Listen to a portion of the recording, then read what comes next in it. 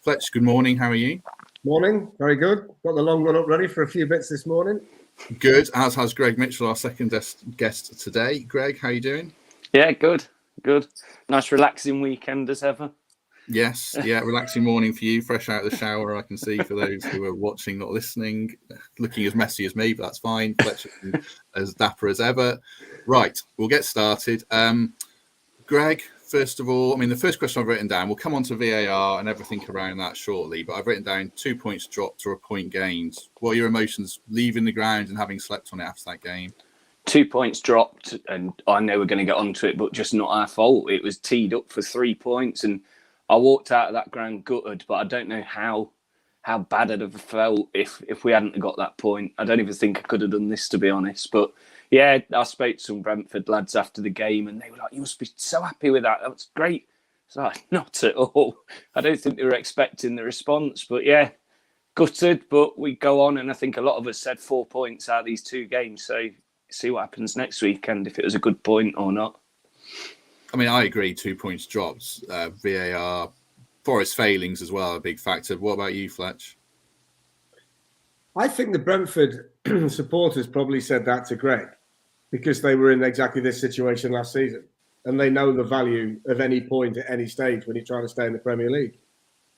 I don't think we should spend a great deal of time at this stage looking at the table necessarily. We should look at points accumulation, because Forest have got to get to a certain number, regardless of where we'd like to see them finish. And that certain number will get them a league position that keeps them in the Premier League.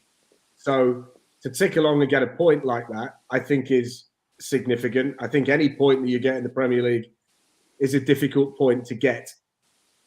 And I think, again, there were way more positives within the 90 minutes than negatives. And it was the sign of progression.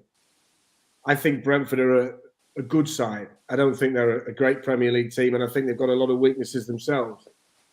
But I thought the way Forest started the game, played on the front foot, passed it forward quickly. Gibbs White was a real factor. You could see combinations developing around the pitch in an attacking sense. We wasted opportunities, which was a negative, because they are in the Championship with the players you got there, half chances. In the Premier League, they're good chances. And we've got to be more ruthless in terms of taking those chances. And I know Morgan Gibbs White gets lots of praise for what he did in general play, scored a goal, had his best performance in the side, but also found himself in position 2 or 3 times more, where in the Premier League, you've got to take that chance and score a second goal. So I'm not really too wrapped up in the emotion of the day or whether it was dropped or gained. It's another performance for me where I saw more positives, more development, more progression among the group that's out there. And that, to me, is a positive. I also think as well, when you're looking to assess a manager and the way a managerial reign is going, I always tend to look at the effort of the players, because I think that's the telltale sign. And the fact that in the 96th, 97th, whatever minute it was, they're still doing absolutely everything for the club, for the fans, for the manager to try and get something out of the game is a huge positive, because that fighting spirit that they showed at the weekend is going to carry them a long way. Because I thought there was a spell, we'll get to the VAR, but I thought VAR completely knocked the wind out of Forest. At that point, they were in the ascendancy. It was a matter of time when the second goal was going to come.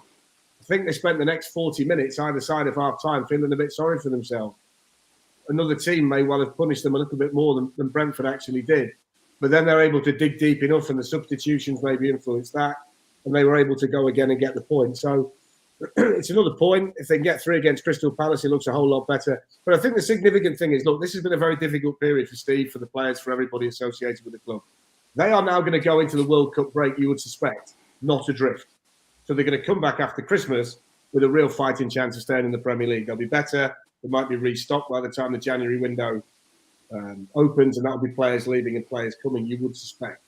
But I think they put themselves in a position to give themselves a fighting chance when we restart after Christmas. And that, to me, was always going to be the most important thing. I did say at the start of the season 17th was enough. 17th is still enough, and we still have a chance of finishing 17th. We'll come on to the wider optimism towards the end, I suppose. Greg, Forest went ahead through Gibbs White. Fletcher mentioned him there. Is this a better formula for Gibbs White? Kind of as that he was almost a false nine, wasn't he? He was the central one of the three, and he found lots of good spaces. And maybe we'll come on saying he should have been. Forest should have got the ball into him more in those spaces as well. But is this a good formula for Gibbs White with Johnson and another up there as well? It's a good formula for Gibbs White, and I feel it's an even better formula for Johnson. I feel like he thrived on Gibbs White playing as well as he did, just like Jono did last year with Spence playing how he did. And I think Gibbs White playing like he did on Saturday improves everyone around him. He's sharp, he does quick passes, he runs past players like we saw with the goal. He saw the opportunity and took it. We haven't seen enough of it, obviously, because we haven't had enough of the ball so far. But, you know, Brentford gave us 50% possession, which we haven't been used to so far this season. And it's players like Gibbs White and, well, not so much Johnson, but Gibbs White especially, who are going to thrive on that. So Forest go 1-0 up, looking good, cruising into the break, and then they concede. I mean, just before we talk about VAR then, Fletch, how much are Forest to blame for that goal? Because they shouldn't have been in that position in the first place. They give the ball away horribly, and it's the third time in 5 minutes they've done that in that game, isn't it? Let me just pick up on something Greg said as well. Gibbs White is a false nine, I think, as a short-term solution's okay. The big challenge for everybody down there is to go into January and find a central striker that they can trust, that they can rely on. This team's going to function a lot better when it has a central point, a focal point that they can concentrate on. This might be short-term. Morgan Gibbs White is a false nine, but I don't think Forest stay in the Premier League with a false nine. I think they've got to get that more consistent striker than they've got now to allow them to play a different way. That would be my opinion. In terms of the goal, look, we can all get carried away and giddy and we're happy with picking up points and all that. Forest have to stop shooting themselves in the foot. The goals that Forest concede, most of them are directly down to Forest mistakes. The situation on Saturday, Remo Freuler would have been better off toe poking the ball into the dugout than turning around and playing it square, blind, which leads to the goal. I know that Match of the Day did the analysis of where the centre-back should have been, etc., but that all happened really quickly. There's no way that a player that's played that many international matches should be playing that pass in those circumstances. And the players that are making mistakes have to stop making mistakes, because this is 2 steps forward, a step back. You can't do it like that. You've got to look after the ball in the Premier League. For me, one of the most disappointing aspects of what I've seen of Forest this season is Freuler's display in midfield. I don't think he gives enough. I don't think he passes the ball forward well enough. I don't think he's looking to break the lines. I don't think his first instinct is to bring Morgan Gibbs White, Brennan Johnson, people like that into the game. I think he's playing too safe. And then on Saturday, he takes a massive risk. He plays a ball that he doesn't know what the end result's going to be. And Forest concede a goal. And I know that everybody focused on VAR, but it should never have got to VAR. In the Premier League, you can't concede that goal. You can't make that mistake. You can't expose your back four and your goalkeeper like that when you're an experienced player. And one thing they've got to stop doing, and he's not the only one. If you look back at Forest goals this season, you could directly hold individuals accountable for errors. When Forest have been in possession, they turn the ball over and they concede goals, and that has to stop. There's not enough firepower in the team to give away soft goals, to have to come from behind, or to see well-deserved and well-earned leads given away by individual errors. It's just unacceptable at that level. And I think a better team than Brentford would have punished them more. Although, ironically, I thought Forest it was the most control of a game they've had. Just these lapses that are killing them time and again, as you say. So Greg made the point that Brentford gave Forest 50%. I think Forest earned the 50% of the weekend. I think they looked after the ball better and they were more confident in possession. It's probably one of the most confident in possession periods that I've seen Forest have in a Premier League match.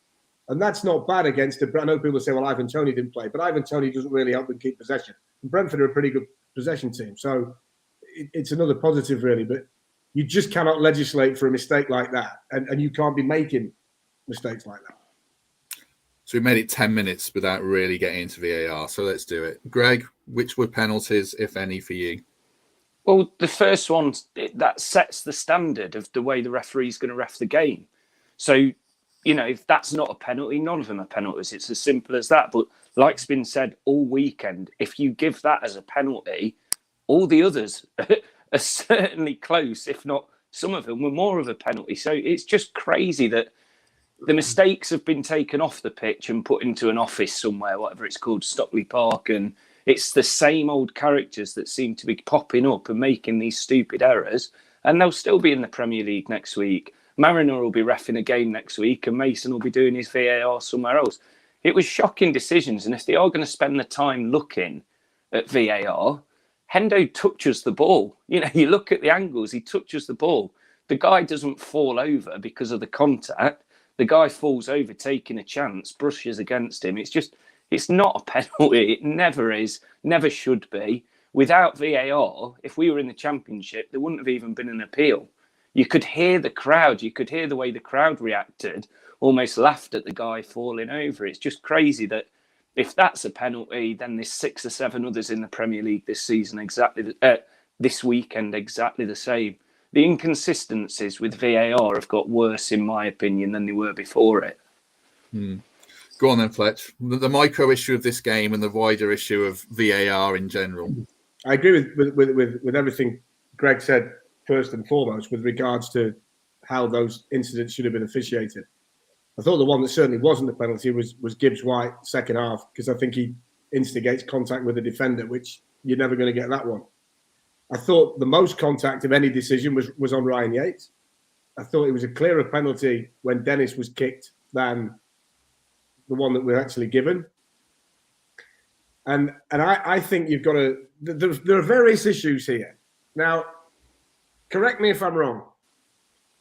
Forest had a shocker given against them at Wolves with VAR.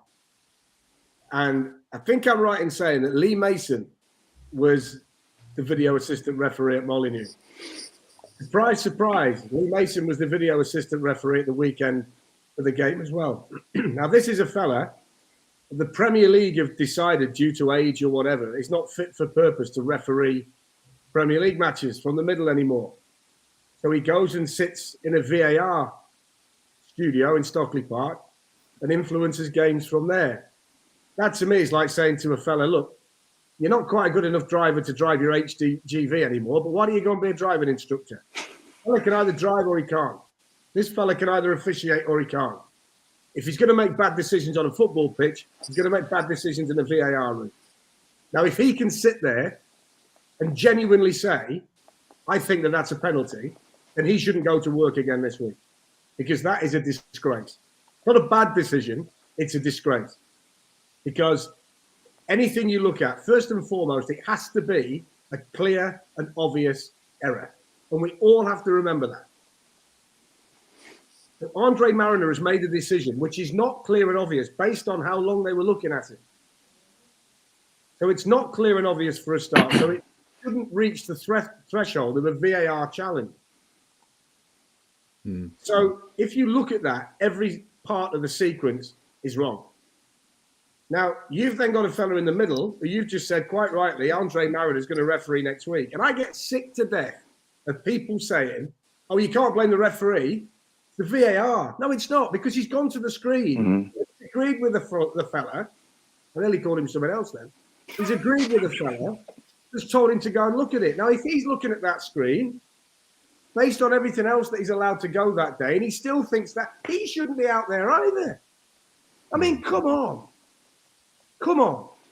Let's do this properly. And I think you've created a situation here where VAR gives a referee a get-out-of-jail-free card. So they think, I don't really need to referee the game anymore because I'm going to go look at a screen if I miss it. So they're not as sharp as they used to be. Everything used to be on their shoulders. And you know what it's like in life. If everybody's dependent on you, you're a little bit sharper with everything. If you think I've got somebody who can bail me out, you knock 10, 15% off. And I think that's what the majority of referees have done. Not all of them. The better ones are still the better ones. But some of them think, it's okay because I can go and look at it. But that creates a problem. Because then you either haven't given the decision or you have given a decision, and then you've got to look at all these thresholds. It's crazy. And it's happening too often. And it's happened too often to Forest this season. And Dean Henderson was incensed. and I agree with him. Morgan Gibbs-White suggested Forest were cheated out of it. I don't think anybody's indicating anybody's a cheat, but I understand what he was implying by what he said. And it's absolutely atrocious that games are being decided like this. And I'd be saying the same thing if it was Liverpool against Manchester City and that penalty had been given. Because there's not enough contact.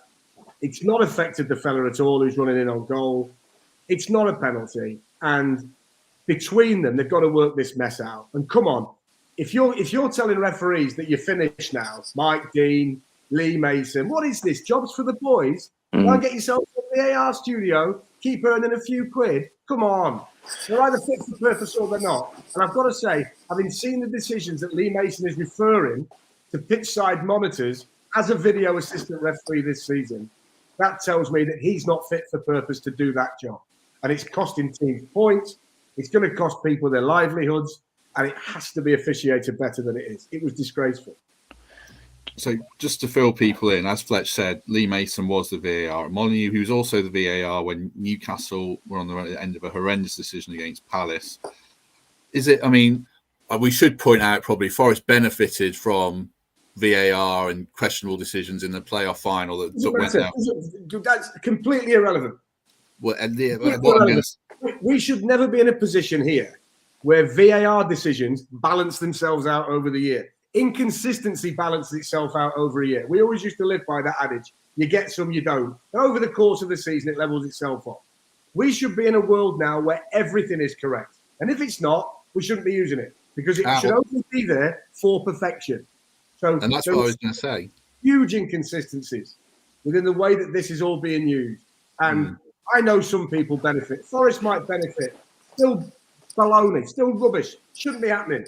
Games should not be being decided like that. Let the fella in the middle make the decision. As a football fan, I'd sooner accept what they say in the pace of the game because I've seen Freuler make a mistake at the weekend. So I don't mind Mariner making a mistake because Freuler's made one. The players make them, let the refs make them. It's fine. But don't have a system where you shouldn't make a mistake and still make it. That's ridiculous. That's like stopping the play and saying to Freuler, do you still want to play the ball behind you, square, where you can't see it, when he's seen it? And then he says, no, I won't play that ball now because I can see that Brentford player is going to get it. Great. Well, that's VAR. They can stop the game and have a look at it and work out what's happened. Yet they still do the wrong thing. Come on. That's what I was kind of angling at is we're still at a situation where we're dealing with human inconsistencies and human failings around who's a good ref, who's a crap ref. Lee Mason's clearly crap. Next time we might get a good one. Do you have to then, Greg, I was saying at the weekend, do you have to strip back VAR and technology literally just to goal line technology? Is someone offside? Stuff that is definitive yes or no around camera angles? Or do we have to just put up with this kind of occasional shambles with what VAR is? I think for starters, they have to remember and recognise and go back a few years to say what was a penalty before we had super slow-mo TV and every single angle and someone's shirt just being brushed. So, well, you got contact, letter of the law. Change the letter of the law. Is the letter of the law contact though, Greg? I can't find that. I don't think there is a letter of the law that any contact in the box is a penalty. Otherwise, you give a penalty every corner and every free kick because there's overzealous contact in a situation like that. You'd be giving 50 penalties a game. If they must think that, though. They must think that. The problem is as well, and this came up on the big screen, they said the Ryan Yates challenge on the big screen, what's no foul committed outside the area or something. So then you don't get the free kick. They're saying it is a foul, but it was outside the area, so it's play on. The rules are such a mismatch. VAR's here to stay. Nobody's going to win a campaign to get rid of it. One thing I did secretly love at the weekend, and if someone gets in trouble for it, we should chip in and pay the fine. I absolutely loved the fact they showed the decision on the big screen. Fletcher, why shouldn't you? But they don't know, do they? When the crowd saw that, the reaction, I've never felt so much. It was brilliant, though. It needed to happen. People are paying fortunes to be in there. Sure, but that's not allowed, is it? It's bad luck. You're paying a fortune. You're paying a fortune to be in there, and the idiots that organise this are saying, "Yeah, we can't show them that." Come on, Are you taking the mickey here? So the decision that basically decides the game to a large extent, the rules say you shouldn't show that to the people that have paid fortunes to be in there. I mean, come on. You're not even showing the people that really matter, the supporters, because the game's about them. Without them, there is no game. Let's not forget that. Nobody buys TV subscriptions and nobody buys tickets. There is no game. So they're the most important people here. And this is so idiotic that we even say, let's not show them what we've just changed. I mean, it's mad. I mean, it's like you sat in there, drank 2 bottles of whiskey each, and then said, right, let's write this VAR stuff up. I mean, it's bonkers. None of it makes any sense. It's ridiculous. I had one yesterday. Chelsea Arsenal, Cucurella, handball, clear handball, outside the box. Not a penalty, so no free kick. Carry on. Yeah, it's crazy. That's crazy. It's like, what are you doing? Go on. I mean, I was going to say, as a fan, Greg, does VAR ruin the experience? Does it enhance the experience? 100%. It absolutely destroys the experience. I didn't see the potential offside for our first goal. So I thought straight away, Morgan Gibbs-White's got it nowhere near offside. What a goal, celebrated like a lunatic. My mate next to me, he barely celebrated because he had seen it. He thought, oh, God, is Dennis or whoever, is he offside? So straight away, you're waiting for the VAR to come up. For our last goal, and this is when I realised how much I hate VAR, our last goal, like euphoria, I had my head in my hands because I thought the chance had been missed. The bloke next to me is grabbing me. I'm thinking, what's going on? Oh, we've scored. Brilliant. Yeah, great celebration. VAR comes up on the screen. I was 100% convinced that's it. Goal disallowed. Started to walk out. I thought, I can't handle this anymore. It's got to the point where you think, you can't go to this game, enjoy that euphoric moment just in case. So I don't know how, but they've got to change it. They've got to make it quicker. They've got to make it more black and white. And I don't think the people in charge are capable of doing that in its current form. It's the same in Germany. It's the same everywhere else. They're having the same issues. So I don't know what the answer is, but we all know it's here to stay. What I would say to you, Greg, I cover the Champions League for BT Sport as well. And the way they administer VAR in the Champions League is way more efficient than the Premier League. Now, I can't sit here and give you a chapter and verse on what their method is compared to the Premier League. But for a start, it's very rare that you get a VAR check anyway. So whether the thresholds are higher, I don't know. Whether they look at different specifics, I don't know. But we get a little monitor on the screen for a Champions League match that has all the statistics on. And you get a band across the bottom when there's a VAR check. And those VAR checks last such a small period of time. But they don't intrude on the game. We've got to take a leaf out of what they do because it worked quite well in the Champions League. They seem to get all of them right. They don't seem to be stood by monitors for 20 minutes. And they don't seem to be checking every minor detail of the match. Now, whether they're better referees because they're in the Champions League, I don't know. But when you see it operate in the Champions League, it's at least acceptable. But you make a great point. There were 4 goals at Forest at the weekend, and all 4 of them had VAR checks. So nobody at any stage was able just to take it for what it was. Gibbs-White to start with, the penalty. Their second goal was a VAR check for offside. Mm-hmm. Yeah. And then the other one. I mean, it's mad. It's mad. I mean, it's just, they've changed the game. I watch the NFL a lot, and I work on the NFL. And the NFL have got a rule within their league office that they're quite happy to change the rules of the game. But they change the rules of the game based on what the fan wants. So they have what they call a competition committee, and they go and look at certain things at the end of every season. And they decide what's worked well that year and what's worked not so well. And they will then change the rules and affect the way the game's played based on the consumer. So if a consumer's not particularly happy with something they've brought in, they'll take it out. Because they know the value of the paying public to their sport. Because if they haven't got them, it doesn't exist. Our lot seem to think that it's a little private club that we're fortunate to be allowed into. So they're going to do what the hell they like, when they like, and we're just going to put up with it. I mean, it's mad. It's the only sport in the world that would bring in technology that actually takes goals out of the game. Every other sport in the world is working out how to get more goals or more points or more runs or whatever it is. Every sport is fixing itself so the entertainment value is higher. Football is taking magical moments out of the game and never replacing them. Great goals are being scrubbed off because somebody's toes sticking out the wrong way.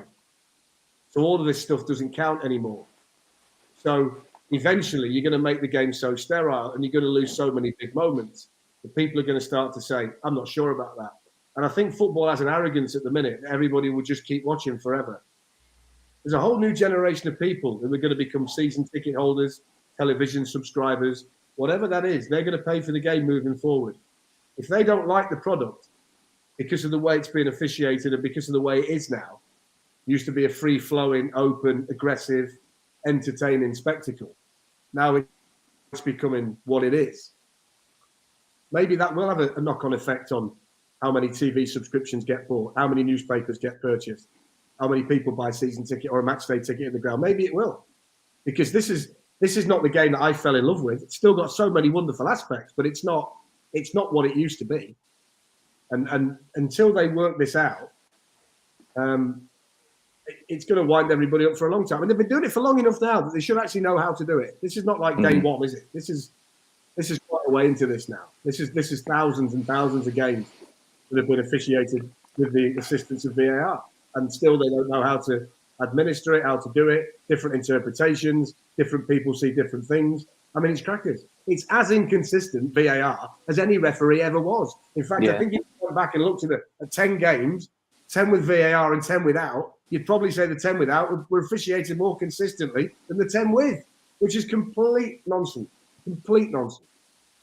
Yeah, I mean, like you say, refs don't want to referee games now. They think, oh, VAR will look at it and I'll just look on the monitor. They don't have to, Matt. They don't have to. And you know what? People keep saying different things about this. If you did your job, right, and you wrote an article, and every time you wrote an article, there were 20 spelling mistakes, or your punctuation was all over the shop, or the story was rubbish, what would they do? They'd go and find somebody that could write it better than you. We just accept that these are the people we've got, and that's that. Go and get better referees. Go and get people that can do it. They are out there. Go work with them. Educate them. I sat next to Gary Birkles on Saturday, and Gaz said, you know what? He said, particularly an incident like the Ryan Yates one. If you've got a player sat next to you in the VAR room, an ex-player, they would know, he or she, who's played at the top level, would know whether Yates is trying it on or whether he's not. Because they've been there before. Just give them a bit of a steer. I wouldn't bother with that. I wouldn't bother with that. That's a typical old pros trick. Referee doesn't know that. He's never kicked a ball in his life, has he? They don't go and work with people on a daily basis. There was all this flannel years ago about, put the referees in with the teams and then go and spend a week with them and get to know them and see how they operate. Bullshit. Never happens. Happens rarely. But go and get people that can actually do the job. Don't say, well, Lee Mason's not fit for purpose to referee a Premier League match anymore, but he can go and sit in a VAR room. Rubbish. Absolute rubbish. You're either good enough or you're not. And if you're not, the rest of us are held accountable and we'd lose our job. And it's meant to be, it's meant to be, clear and obvious is always the phrase. I mean, clear and obvious. It's not clear and obvious. I thought that, I must admit, at the time, I thought there was a penalty for Henderson. But that was after me watching 15 replays from 15 angles to come up with a touch, having missed myself that Henderson did touch the ball, probably. So it's not right. It's not right the way it's working. Should we move on? Because we've been doing this for 15 minutes. Nick in the comments says, do like the video. If you're watching, Nick does a better job than me of this because he's right. If you're watching on YouTube, do hit like and subscribe. Brentford's second goal. It's a really good pass. I wonder if it's something they've spotted because Dean Henderson, Greg, he's very deep. Forest have been caught again with a really obvious ball in behind, space in behind, lack of pace. Hang on. It's an outrageously good ball. It is, yeah. It's an outrageously good ball. But it's an avoidable goal, isn't it? Outrageously good ball, by the way. Hendo, I'm kind of stealing this off Match of the Day because I didn't notice until you watch their analysis that, Hendo's going to have to look at where he was placed for that because it was a superb ball, like a really good ball, but it did make us look bad. Like Henderson needed to either be a lot closer to it or nearer his goal, I don't know. And then Cook and McKenna, there was quite a big gap, but that's the type of thing they're going to be working on this morning now, isn't it? Obvious analysis of that. There was a mistake there. But it was also a very good goal. They had 2 shots on target. Henderson didn't make a save the whole game. So you've got to have a quality pass and finish to score a goal like that. So yeah, it was disappointing, but it was also a quality move. You disagree, Fletch? No, I don't disagree, but I think Greg highlights a point that I made earlier. Brentford had 2 shots on target, finished 2-2. How many attempts did Forest have? 6 on target, yeah. It's 2-2. And how many off target? This is the problem. You've got to be more clinical when you're in that position. 12 shots, 2 goals at home. You've got to be more clinical. They were clinical. They've got back on the coach and got a point because they were clinical. Forest have got a point because they weren't. And I think, look, yeah, you can look at. I would look as much at Dean Henderson. I'd look at the position of the 2 centre backs. I don't know why you'd want them side by side when you're only marking one.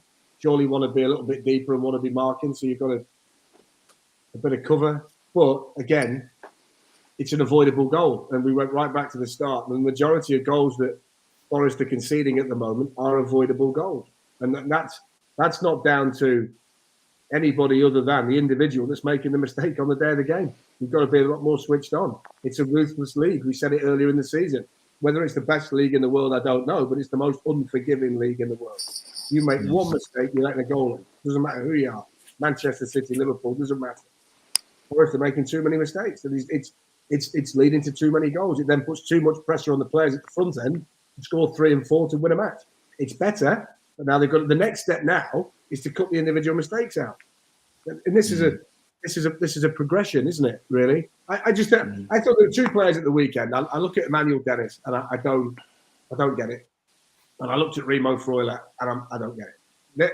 They were the 2 for me that when you look at it, you're thinking. The conundrum with Emmanuel Dennis, and I feel for Steve Cooper in this regard, is that when you watch it, he'll drift out the game for 10 minutes. And then he'll get the ball and he'll do something with it. I was talking to a Forest fan at a bonfire on Saturday night, and he was saying the same thing, Larry. And he gets it, and he just does something with the ball. Might be a touch. And you think, he's warming up and makes his goal in a minute. She leaves him on for another 10 minutes. And he suddenly realises he's not done anything for that 10 minutes either. And then he pops up again. You think, by the time you take him off, it's 80 minutes. He's hardly done anything, and you're thinking he's pulled the wool over my eyes again. I don't see it really. I don't see what he's bringing to the team. He seems to be too much of a maverick in a team that can't handle mavericks, and I don't get it. Freuler, a lot of promise, played well for Atalanta in the Champions League. I was on here championing him because I'd seen him play effectively. Plays at the back of the Forest midfield and very rarely makes anything happen. Wonderful ability with the ball, doesn't use it, too safe. So they're the 2 for me at the moment where you look at it and go, but you ally that with, I think Czech Kouyaté is way more influential than I expected him to be. Struggles to get through the 90 minutes, obviously, but when he's on the pitch, he's a real factor and a presence.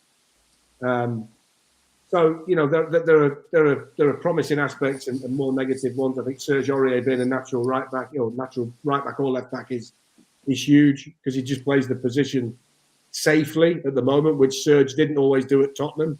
He'd give a few penalties away and drop the odd mistake in there, but he's been solid. Nico Williams, I think, still has to defend better. He's far too easy to get in behind. He's more naturally attacking than Serge Aurier, so that's a work in progress. So look, there are positives and negatives all the way through. Biggest positive at the weekend, I think, was Morgan Gibbs-White. If he plays like that week after week, then he's really going to flourish as a player. And everybody I speak to in football tends to say, what a player he is. I was sat next to Scott Parker, did the game with us on Sunday. We did Chelsea-Arsenal. Nattering before the game, and Scott was full of praise for the type of player and the ability that Morgan Gibbs-White has. His reputation within the game is rock solid. So all the good stuff is ahead of him. And he's going to get more confident, isn't he, based on that? Because this needs to be his team. He wants it to be his team. He wants to be the man in that Forest shirt. And performances like that will lead to him becoming the player that Steve Cooper believes he can be.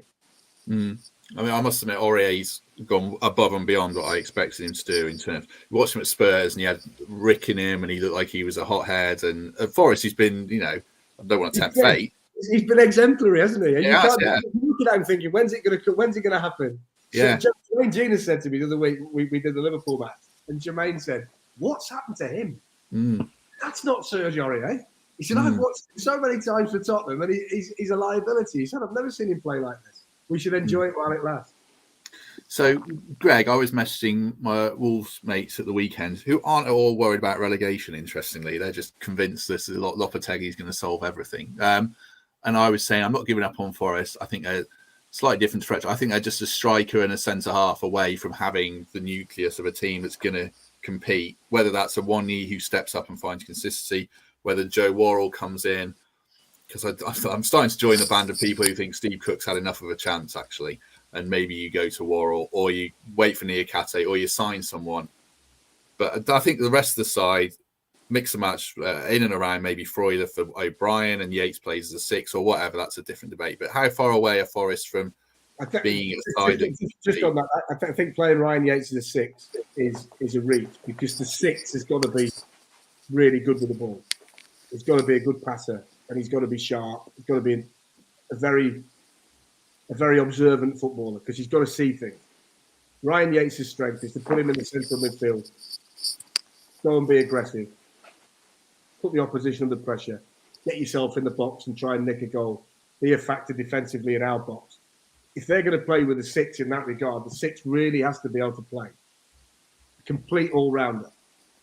So I think it would be dangerous to do that. I think they've got to either work out whether Freuler's got it in him to do that job, work out whether Mangala could potentially do that job. But I think the Mangala question mark might be when Forest are out of possession. But if you can go and find one that does a bit of everything as a 6, then that just makes the whole thing flow better than it would do now. And you don't think O'Brien can? You don't think O'Brien can, or is that a waste of O'Brien's running? O'Brien's more of an 8, really, when you look at him.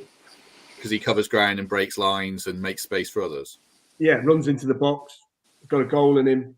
Your 6 is going to be that sitter that takes the ball off the goalkeeper or the back 4, and you know, has 1,000 touches, but they've got that ability to break the lines as well. And when you've got a team that's playing the way Forest is at the minute, with 3 at the top end that can run, that 6 really needs to be servicing them as well as being intelligent enough to keep it when you've got to. He's also got to be in a position to break the lines and play the killer pass from that position too.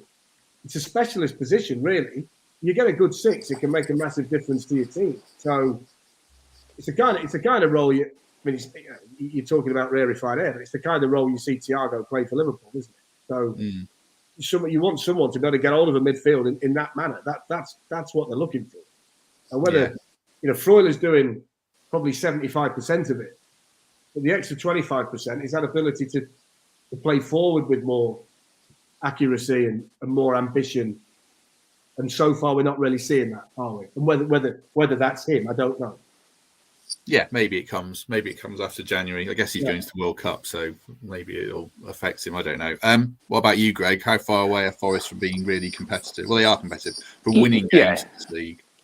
We're well in the mix. Going straight back to what we said at the very start about my Brentford mate, and Fletcher was bang on when he said, when Billy, my Brentford mate, said about, you must be happy with that point. They said last season it was all about getting the points when it matters. You lose 5-0 away, it doesn't matter as long as you pick something up. So we're not that far away. We're well in the mix. I think the worst thing we could do, and going on our recruitment form, it may well happen, is sign 6 or 7 players in January. We need 2 or 3. If we're going to spend money, spend big money on 2 or 3 rather than flood the place again with 6 or 7 more. There's the World Cup where there's some gems going to be coming in. We've got the Brazilian guy, I forget his name. He's going to be joining us already. Yes, and when you read about him, I mean, I think his team won the league, didn't he? Sounds like a very good player. It's just, South American leagues are completely different. But there's certainly been some amazing Premier League players from that league. So why can't he be one already? So get excited about that. I do feel all those teams in the bottom 6, 7 teams, we will be the most ambitious in the transfer window. But the issue with that then, everyone who's selling us the players knows that. So it's going to be very hard. We're going to have to be very astute and really, really be careful with how we sign players, how we talk about it, and, going in to get them. I think as well, I'm fascinated by who leaves. Yeah. Because they won't just add. they've got to subtract as well. Now, whether they look at some of the players that are actually in the starting lineup now and say, we're going to need to sacrifice them, because the owner just can't keep putting his hand in his pocket and chucking pound notes across from Athens. I mean, it doesn't work that way. Sometimes you've got to be a little bit more self-sustainable. So it'll be interesting to see whether they take the decision to part company with a few to be able to bring those in that you're talking about. And I think the strategy you're talking about is a really sensible one. Has to be quality now. Has to be players coming into the group that are going to go into the first team and play and make an impact. There's enough depth around the place. But what they need now are players who are going to make a difference to that 11 and make that 11 better. Significant additions, which I don't think the owner will have a problem in making. And I don't think it'll be that much of an issue finding the ones out there. I also think that they've got a sporting director and a manager now who between them know what they need. In the summer, it was about depth, it was about numbers, and it was about taking a chance to a large extent because they didn't know. All the analysis, and I know that Steve and his coaching staff worked hours and hours and hours on analysing things and looking at the way other teams do it. They couldn't prepare any better. So they're going to know exactly what they think they need. And it's always an easier marketplace when you've got specific targets, players with specific strengths that you know are going to make the team better. So I think they went into the summer transfer window a little bit blind, really. But I think they go into this one in January knowing what it's going to take to make the team better. And I think you should, even a little bit of addition by subtraction might help. You know, one or two around the place who aren't going to feature or aren't good enough, who haven't really fitted in with the group, because there'll be some of those. It's an opportunity to get them out as well. So it's a bit more harmonious. I'm not saying there's any disharmony in there, but not everybody gets on. And then you bring in players who can make a difference to your 11, and suddenly you're a different team. So I think it's a fascinating opportunity. It's a strange season, and teams won't look the same, I don't think, after. This is almost like, I said to somebody the other day, this is almost like this is the season. It's finished. You get relegated. You're getting another go. It's like as you get out of jail free card, you finish bottom. You didn't get relegated. You can have another go. You didn't do relegation. Because in 7-8 weeks' time, it's almost a different season. It's because that's the kind of break you get between the end of one season and the beginning of the next. And teams look completely different, don't they? So it's fascinating what it's going to look like. So none of us know. Nobody knows whether Arsenal are going to come back and look as good as they look now. Nobody knows. Man City might win it by 20 points. You just don't know. Nobody knows what Forest are going to look like you say, Greg, with 2 or 3 players that go into that 11 and make it better, starting from a relatively level playing field with a lot of teams down there. It's just such a bizarre set of circumstances with the World Cup that you'd be a brave person to try and predict what it's going to look like at the end of it all.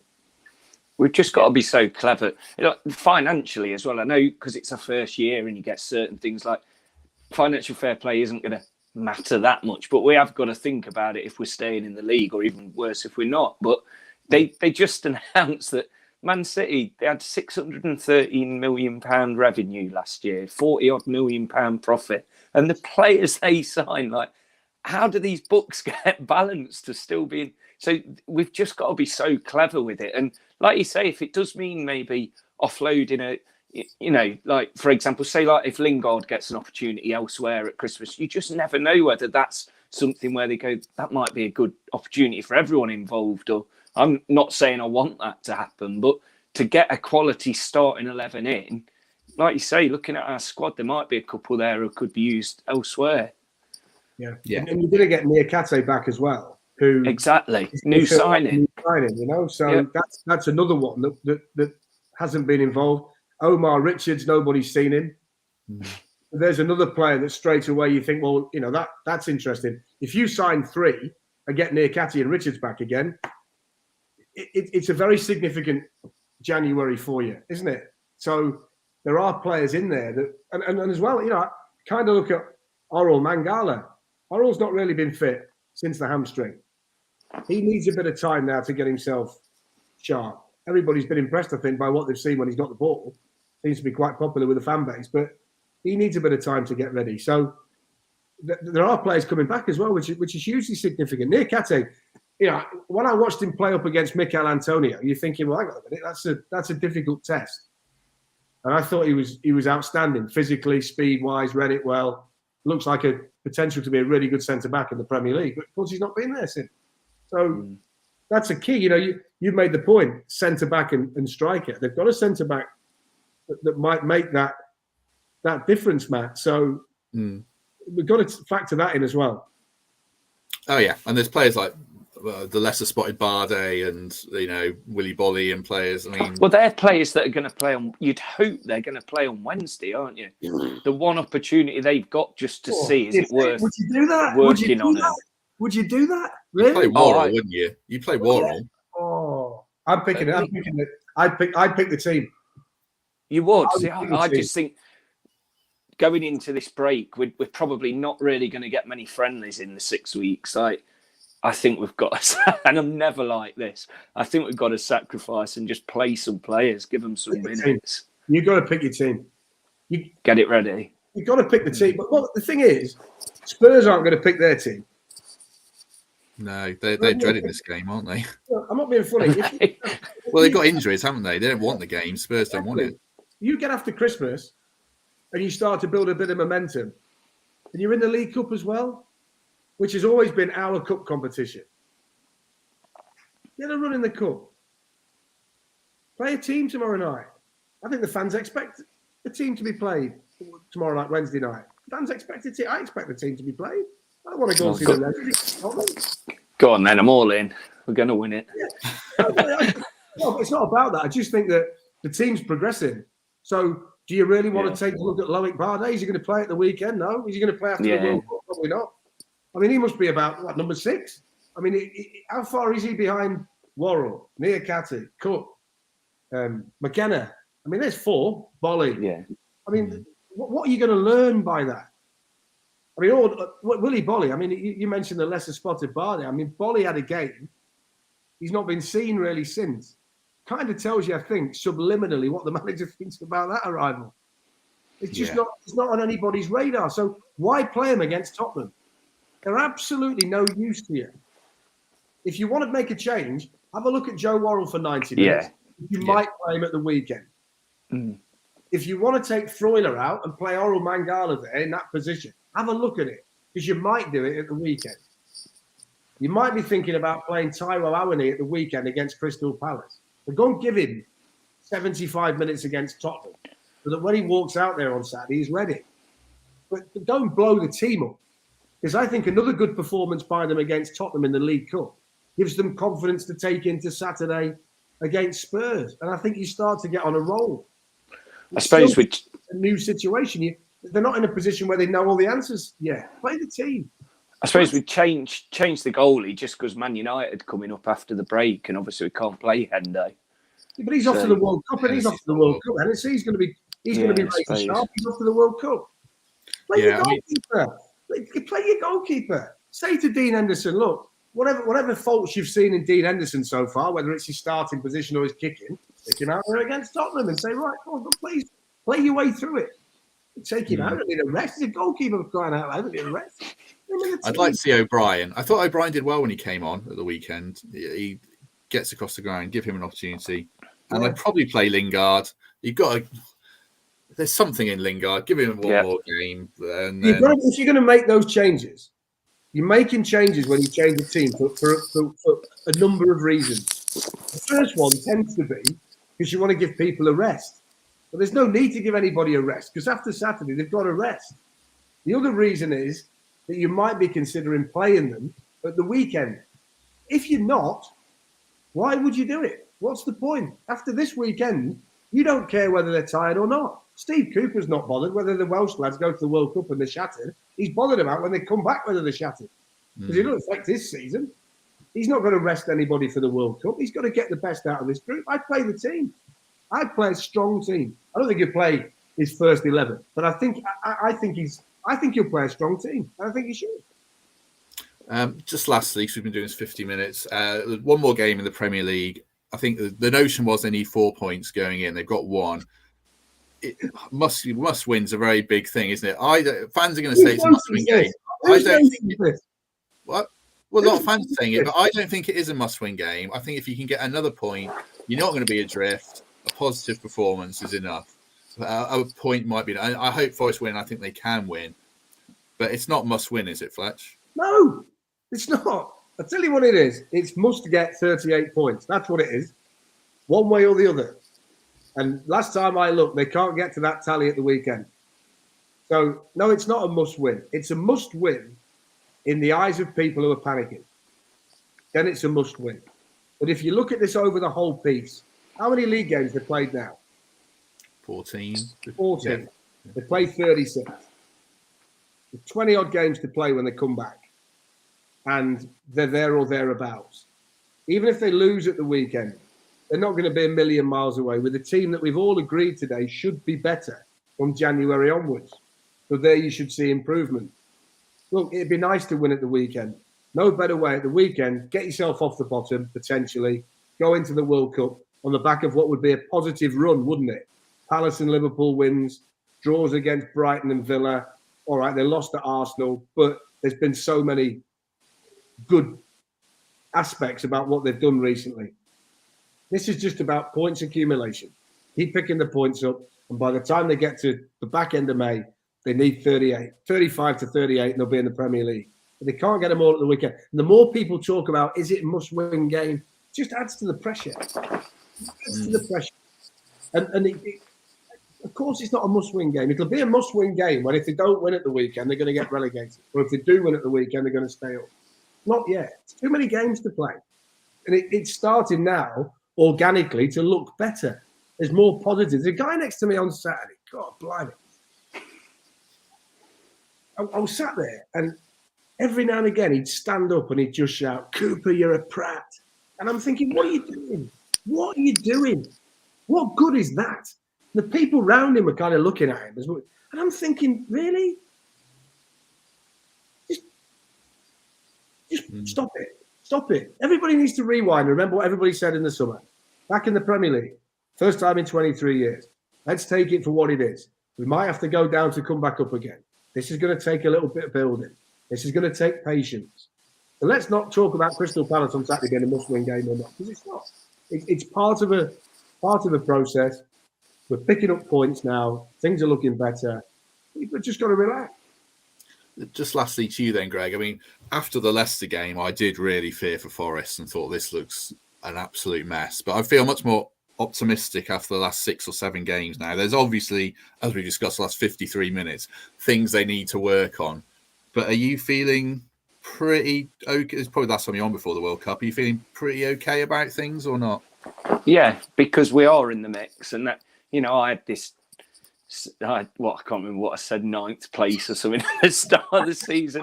It's just the way I am, Optimism. But I feel like if it's not a must-win on Saturday, I think we do win. Palace are a very good team in form with, they've got some players that are absolutely on fire again now. But our home support, after the Fulham and Bournemouth mistakes of everyone thinking, it's just like being in the Championship, this is. I think it clicked again on Saturday and the Liverpool game helped. And I think our home support will help that much on Saturday. It will feel like a must-win game at certain points because going into that international break, I'm sick of people talking about the blooming Derby record like it's some kind of achievement once we reach it. Get that stupid thing out of the way. Get into the international break. God, we could be out the relegation zone by the time you go in there with goal difference going our way. So the win is huge. It isn't the end of the world if we don't win, but that'll be amazing if we have those 6 weeks thinking that was great. And it might potentially help with signings and stuff, going in players thinking this team are on the up rather than I'm going to be playing Championship against Preston next season. Yeah, do you know what, though? It's interesting, isn't it? Because we've gone from looking at the Forest performances, and Matt made the point around Leicester, to a lot of Forest fans I spoke to around that time. We're kind of saying, no matter how we play, we're going to lose. Because the confidence had gone. And you look at it now, you go into the Crystal Palace match at the weekend. My view would be, I would say, if Forest play to their potential now, they'll win on Saturday. And that would have been the same, I think, against Brentford at the weekend. If they would have completely hit the heights at the weekend, they would have won. We just want a little phase of the game after the handball where it went awry. So you're looking at it now with the confidence of, yeah, I fancy them here because if they play to their potential and do what we know they can do, they'll win the game. So that's got to be a step in the right direction, hasn't it? And there's nothing better. Get that last win, go into the World Cup break, come back, refreshed, reinvigorated, and more significantly, more together because you've had essentially another pre-season. People have got to stay positive. Stay positive. Even Greg had gone, you see, he couldn't handle it. Couldn't handle it anymore. I think it kicks me out after an hour. He's remembered that he said they'd finish ninth, so he actually... I had to say it because I keep getting reminded of it. Oh dear. Right, 55 minutes in, we shall end it there. I should, as usual, give anyone an opportunity for any other business. Just quickly, Greg, anything you want to add before we go? I get requests now. I'm like batting off requests, yeah. Nice. Trevor Francis Tracksuits, give him a shout out. I think he's got an FSF award nomination, and he's dead good on Twitter. Does like the Sabutio reenactments of the games gone by, especially when doesn't seem to do it when we lose. But yeah, he's good value. So have a look at him, and what he writes and stuff is great.